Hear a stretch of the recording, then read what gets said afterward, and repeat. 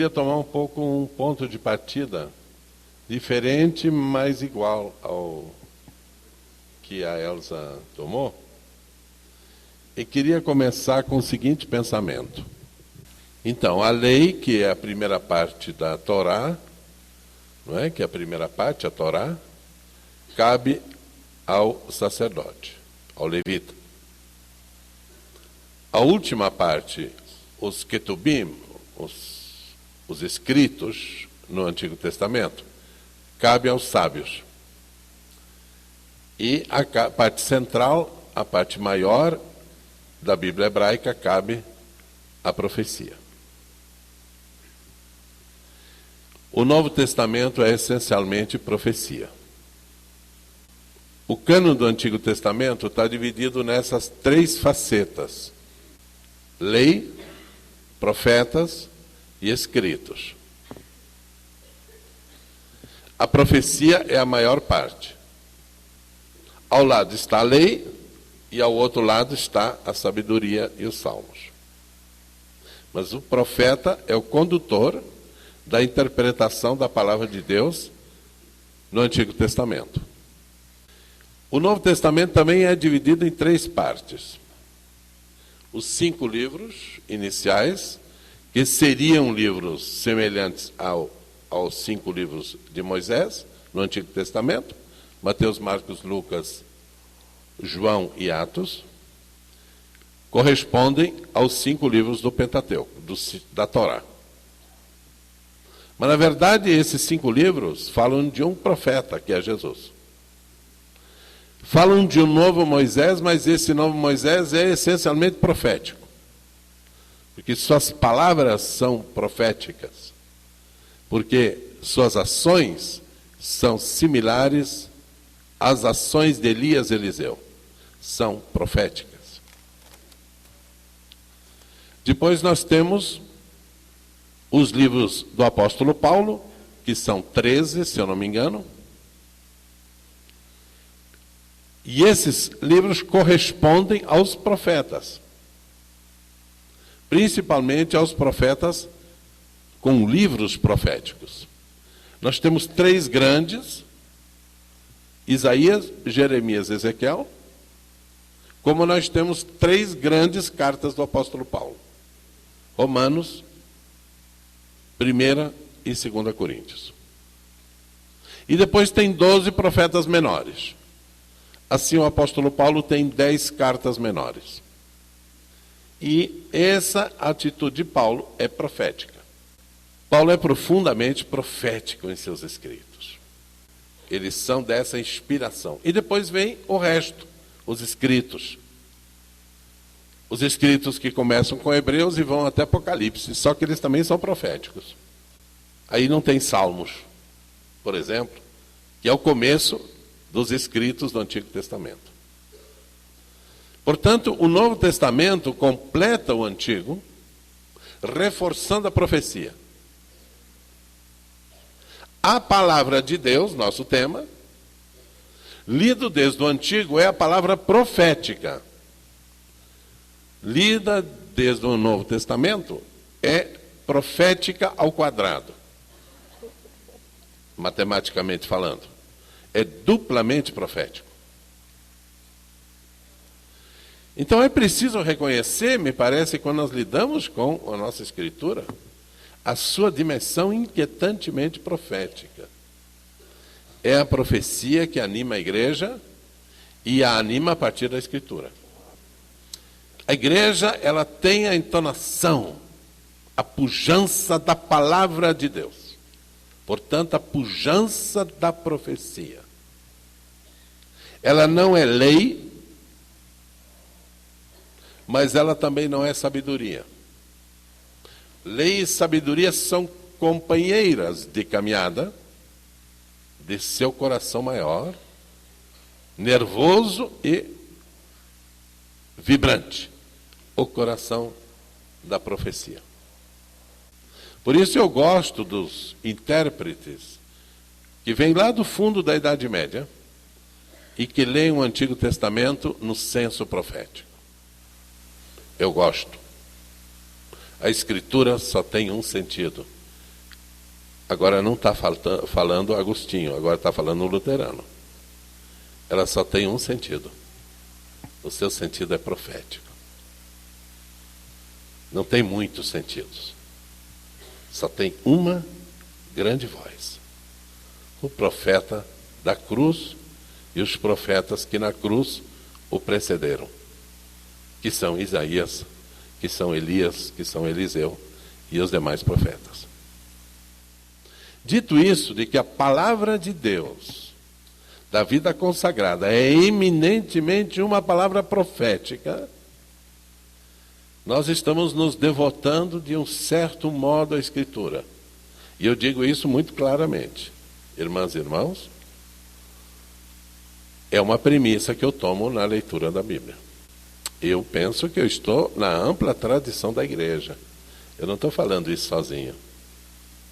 Eu estou falando isso com o Novo Testamento, mas estou falando isso também com os pais da igreja. Eu não concordo muito que se tenha na igreja antiga lido o livro de Cantares como ele fosse um enamoramento entre a igreja e o povo de Deus. Eu não gosto muito dessa leitura. Mas eu não posso deixar de reconhecer que ela é profundamente profética. A tal ponto São Jerônimo foi profético, que ele leu até o livro de Cantares profeticamente. Se até esse é um profeta, quanto mais o resto. Porque os beijinhos de Cantares passam a ser proféticos. Preciso superá-la. Freud foi muito correto quando ele disse: uma igreja que trabalha pela repressão não leva à inovação, porque a inovação vem da liberdade. Vem da liberdade. Por isso o livro de Cantares é um livro da liberdade, para que daí venha a profecia. Feito isso como introdução, a palavra é profética. Eu estou falando quase dogmaticamente aqui. A palavra é profética. Então, eu penso que essa profecia, que é a palavra, ela é uma alteridade e é uma alternativa na vida. Alteridade é mais ou menos emprestado do português antigo e do espanhol aqui, para ajudar ela a continuar falando espanhol aqui um pouco. A Elza. Alteridade tem muito a ver com a diferença. A palavra puxa a diferença. A palavra puxa a alternativa. Não só a diferença, mas construção de um novo mundo. Nós estamos aí para construir um novo mundo.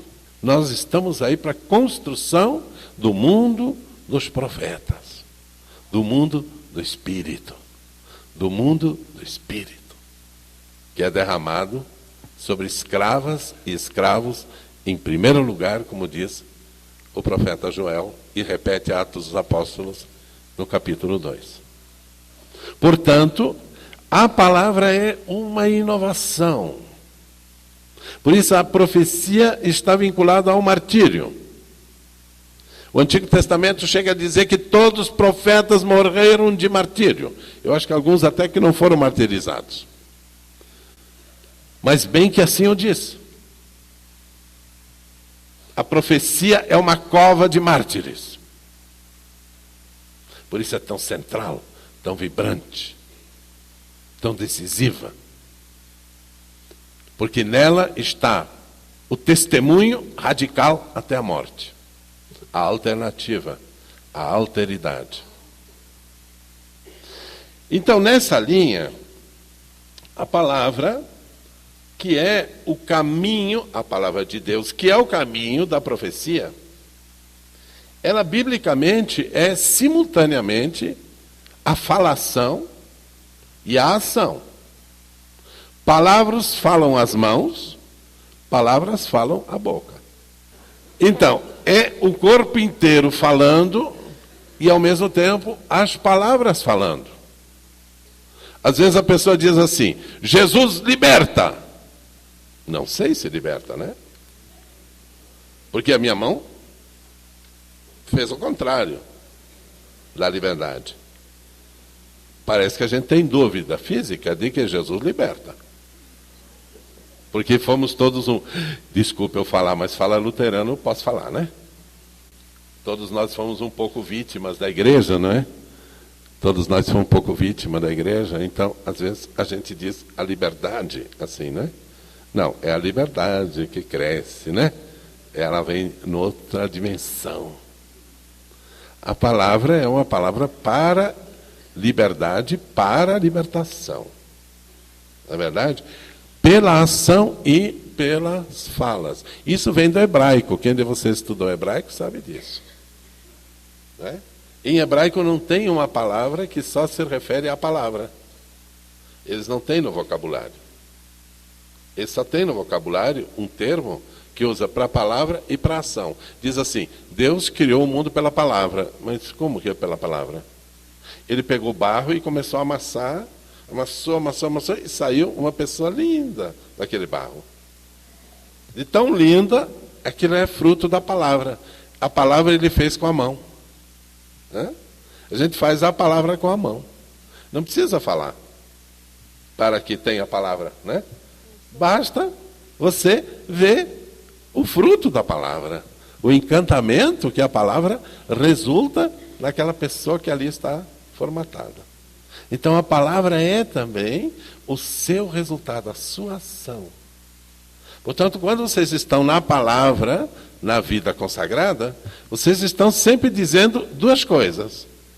Aquilo que eu consigo na consciência produzir, que Deus escolheu um lugar, eu logo falo disso, muito especial para ter a sua palavra, mas ao mesmo tempo que essa palavra é uma prática, uma visibilidade prática. Né? Jesus é a palavra de Deus. Está deitado na manjedoura o cabra. Né? É assim, né? Está vendo? Jesus é a palavra de Deus. Você manjedoura, viu? Está na manjedoura lá, deitado, chorando, berrando. Né? É assim, né? Quer dizer, a palavra, o Logos, como diz João, né? O Logos é palavra. E a palavra está com Deus, e Deus é a palavra. Mas como? E se encarnou na tenda, tomou uma scanner, tomou a forma de um acampamento entre nós. Esse acampamento, à beira da estrada, essa favelona, é o lugar que Deus mora. Precisa ir lá para enxergar Deus, não tem outro jeito. Porque não dá para escutar isso da palavra. Tem que ver com os olhos e com todos os teus sentimentos. Então, nesse ponto, eu aprendi, em Cunhaporã, onde eu fui pastor, eu aprendi que a palavra fede. A palavra fede, né? Eu acho interessante isso, né? A palavra tem um cheiro danado de fedor. Porque quando você visita os pobres, então, você entende, eu não estou falando mal dos pobres, é assim a vida. Pouca roupa, tem que pôr a roupa sempre de novo. Então tem, né, o cheiro característico da favela. O cheiro típico dos pobres. Então você entra na palavra de Deus pelo nariz. E tem que dizer, aqui estou com a palavra, eu estou cheirando a palavra. Não é o perfume, é o fedor. Agora imagina na Palestina, que não usa perfume nem banho, quanto mais a palavra fedia. Quanto mais a palavra fedia. É verdade. Ela é fedorenta. Aquela manjedoura. Não é só porque estavam fazendo cocô lá do lado. É porque não tinha muita água para limpar o nosso Senhor. E o José e a Maria também estavam esquecidos do banho, porque não se toma banho na Palestina. Então ela tem um cheiro. Isso é palavra de Deus, entende? A palavra, ela tem um cheiro. Ela tem um fedor. A cruz fede. Entende? A cruz fede. E ali, segundo João, se agrupa a igreja. Em torno da cruz. Lá está a igreja, em João. A igreja do presente e do futuro. Está criado em torno do fedor da cruz. Então isso é a encarnação. Ela não é muito bonita, a encarnação. Não vão na igreja da encarnação, não passam pela profecia, se vocês não querem cheirar coisa ruim. Porque assim a favela, assim a maioria do povo brasileiro, ele não tem um sabonetezinho não, viu? Porque não tem o dinheiro para comprá-lo.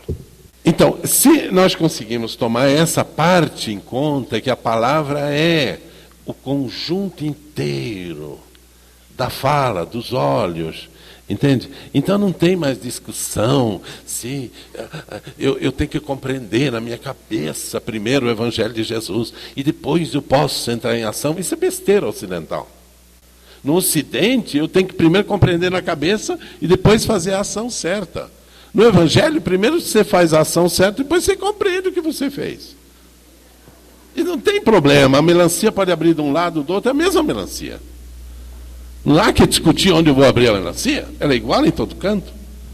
E o samaritano que Jesus disse, olha o que é amor. Ele não teve tempo para pensar no amor. Coitadinho dele. Ele nem sabia que está praticando amor. Tadinho.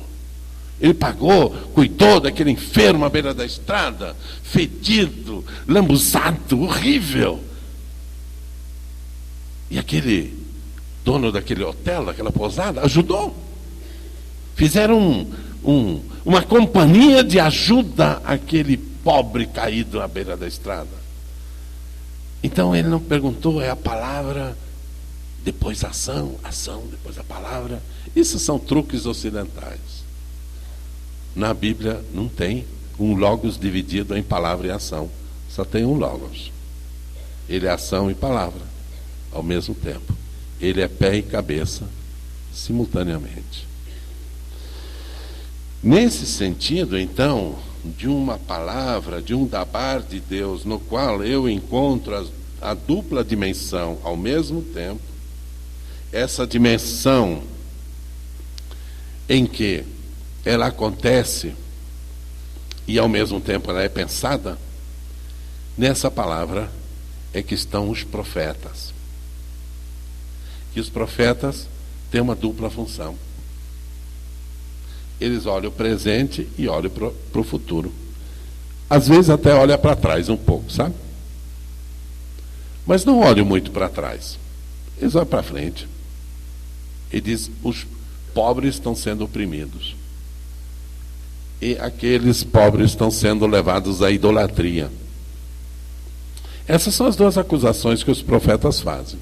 Pode ler a Bíblia, pode ler o Novo Testamento, pode ler os livros de teologia, é o que eles dizem. Só tem dois problemas na nossa sociedade. As pessoas estão sendo ideologizadas em prol do ídolo. E nós conhecemos no sistema capitalista o que é o ídolo. Ninguém precisa pensar muito sobre isso. Qual é a palavra do ídolo? Nós conhecemos. A idolatria nós sabemos o que é. Basta ligar a Rede Globo, qualquer outra rede. Você está diante da idolatria. Compra sabonete X e você vai ficar cheiroso. Que nada, você vai continuar fedendo, graças a Deus, né? É só 5 minutos, depois já fede de novo. É interessante, né? Ela estava falando muito em cantares antes, sabe? Sabe por que a gente gosta de uma pessoa? Eu vou falar para vocês, porque eu sou casado, né? Então eu posso, né? Sabe por que a gente gosta de uma outra pessoa? Porque ela tem um fedor determinado. E a gente gosta do fedor da outra pessoa. O amor não liga com perfume, ela liga com fedor. Você diz, ai que cheiro bom você tem. É aquele fedorzinho típico daquela pessoa. Se ela cheirar sabonete, logo vai passar 5 minutos e já está fedendo. O melhor da outra pessoa, eu digo isso para vocês, é o fedor dela. É o melhor. Se você não gosta do fedor, tiver que meter sabonete, e cheiro bom, e perfume, francês de preferência, você está perdido. Você nunca vai amar aquela pessoa. Você tem que amar o cheiro dela. Se o cheiro não é bom, não vai, porque não vai dar certo. Então, nesse sentido, não é? A profecia é esse desnudamento da idolatria, né? Isso é muito, muito importante. No nosso país funcionam os ídolos e não funciona a justiça. Porque onde tem idolatria do dinheiro, os bancos continuam ficando cada dia mais ricos. São os ídolos. Não vão funcionar os estômagos dos pobres. Essa é a segunda denúncia. A palavra de Deus só denuncia essas duas coisas. Te afasta da ilusão e da mentira, dos ídolos, do valor do capital, do valor do real. O valor do real é o estômago e não o valor dele. O real não tem valor nenhum. Só o estômago tem valor. E a segunda coisa é a exploração. A exploração das pessoas. É isso que os profetas atacam. Nada mais do que isso. É o mais humano do humano. E para o futuro eles dizem, nós não precisamos de reis. Isso é muito duro que os profetas dizem. Nenhum governo vai dar jeito em nós. Isso é muito duro. A igreja esquece isso. A coisa mais triste em nossas igrejas é que elas não sabem que o governo não vai dar jeito. Alguns estão aqui muito tristes com o Lula. Ele não fez o que eu queria que fizesse. Você acha que um governo vai fazer o que você quer que faça? E o governo está aí para conhecer o Evangelho? Mas que ignorância! Você está careca de saber que o reino de Deus é reino dos pobres. O dia que os pobres forem o centro de um governo, nós estamos no reino de Deus, já acabou esse negócio aqui. E nós estamos com Deus direto. Um governo pode ser mais justo, menos justo. E esse governo agora é justo, é bastante justo. É bastante justo. Mas o reino de Deus é problema nosso. Que as pessoas que estão na igreja tenham o que comer e vestir, é um problema que nós temos que carregar junto. A igreja agora vai só falar da palavra de Deus. Mas que palavra de Deus é essa que não tem estômago? Isso não é palavra de Deus? Fantasia. A palavra de Deus tem estômago, pé, perna. É uma pessoa completa que escuta a palavra de Deus. Se isso estiver claro, eu acho que todo o resto é fácil. Não é? O que nós temos que abandonar definitivamente, nós aqui na América Latina, nós aqui no Brasil, é de achar que a palavra de Deus entra pelo ouvido. Entra não, viu? Ela entra, como diz o mineiro, pelo estombo. Entra pelo estombo também. Porque nós somos eucarísticos. Para de achar que a palavra de Deus entra pelo ouvido. Eucaristia é a palavra. E ela entra pela boca. Tem gosto. Vai no estômago. Assim como sopa, vai para o estômago. A palavra de Deus é essa inteireza. O resto é confusão, não é Bíblia. É baderna. Não é teologia. A teologia simples e clara da igreja é essa. Pai nosso que estás no céu. Pão nosso de cada dia dá-nos hoje. Pronto. E aquele pão nosso é o quê? Um pão espiritual. Lógico que é um pão espiritual. Porque vem do Santo Espírito para dentro do estômago diretamente. Transportadora direta. É o Santo Espírito. Feito isso, eu acho que nós estamos no centro da profecia. Né? Nós estamos no centro da palavra de Deus na vida consagrada. Né? Na vida consagrada. Isso de vida consagrada eu vi que ela não falou muito, nem eu falo muito. Eu até devia falar mais porque eu sou filhote de Santo Agostinho.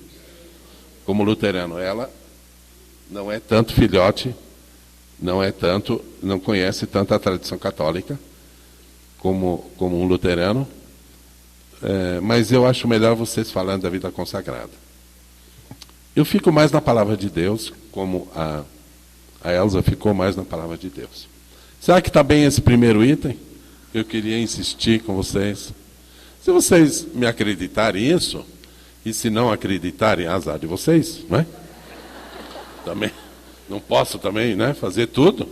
Vocês pedem para qualquer teólogo católico e vai dizer exatamente o que eu estou falando aqui. né? A palavra de Deus, da qual vocês estão falando nesse encontro, é uma palavra que tem osso e tem carne, e é uma palavra que mexe profundamente com a transformação da nossa vida, como vocês sabem, que são da vida consagrada. Ô Milton, A palavra muda tudo. um dia ele falou essas coisas em Crateús, há muitos anos atrás. Há muitos anos. Esse do cheirinho do menino, não foi? E me inspirou uma música que a gente canta aí no Natal, que diz assim: o que era noite tornou-se dia, o que era trevas resplandeceu, o que era morte tornou-se vida, porque é um Deus que hoje nasceu. Sobre a terra pesa a noite, sobre os pobres pesa a opressão, sobre os braços dos pequeninos, Jesus, Deus menino, traz a redenção. A mulher pequena e pobre, respondendo sim ao amor, ao homem buscando guarida, na terra ferida, nasce o Salvador. O que era noite tornou-se dia, o que era trevas resplandeceu,